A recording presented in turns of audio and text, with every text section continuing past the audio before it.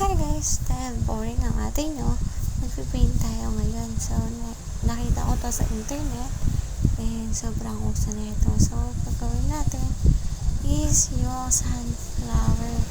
So, dyan guys, na-try ko muna yung mga brush ko. May mga possible ba na ibang color? Baka kasi makahalo ko siya sa kulay yellow. So, ayan guys, lagpas pa yung kulay ko dyan. Hindi lang halata kasi malayo. Ayun. So, ayan. Gumamit na ako ng time-lapse kasi pag-video lang to guys. Aabot siya ng 1 hour. So, time-lapse tayo. So, ayan. Lagyan ko siya ng white. So, nakalimutan ko pala. Dapat lagyan mo na lahat ng yellow. And before that, tsaka mo lang lagyan ng color white. So, kaya na ko. Sorry na, sabi. So, ayan. Guys, may napulit ka dyan na dun sa pinakadulo niya. Dun sa pinakadulo. And, tignan natin guys. Makikita nyo siya dyan. Inulit ko siya dyan. Kumuha pa ako ng tissue. Legit. Guys, na yan. Lagpas na yan. O, diba? Told you. Ayan guys, doon siya napunit. So, ayan, inulit ko siya ng pencil. Tapos, pinulayan ko ulit siya.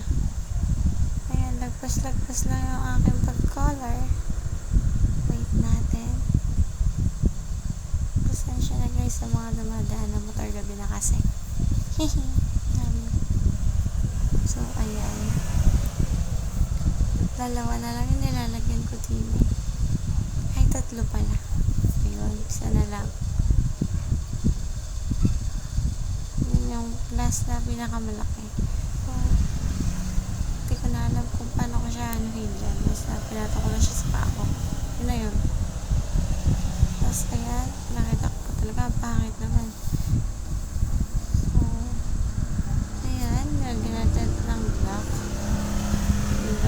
Chinid ko lang na yellow ulit yung mga lagpas. So, dito na tayo sa black. Medyo nervous pa ako dyan, guys. Kasi, sobrang, lang, yellow. Kasi, pag talagyan mo na color black, magiging black lahat siya. Natural black yun, dark yun eh. Makeup. So, ayan. Lagyan ko muna pala ng white. So guys, alam nyo ba, yung painting ko na pinasa teacher ko is ginawa lang ng kuya ko, hindi ko talaga gawa. Pinasubo ko na lang sa akin tong painting kasi gusto niya daw na matuto ako. Hindi naman ako natuto. Sorry na. So ayan, patayo na ako ng paintbrush muna ako sa black. Kabado ako sa mga oras na yan kasi baka dumikit na yung black sa yellow. So, papangit yung painting ko. I-display ko pa naman. Uy! Grabe. So, guys, pinili kong illustration is 3 ata. And, yun yung gagamitin ko sa mga another video ko.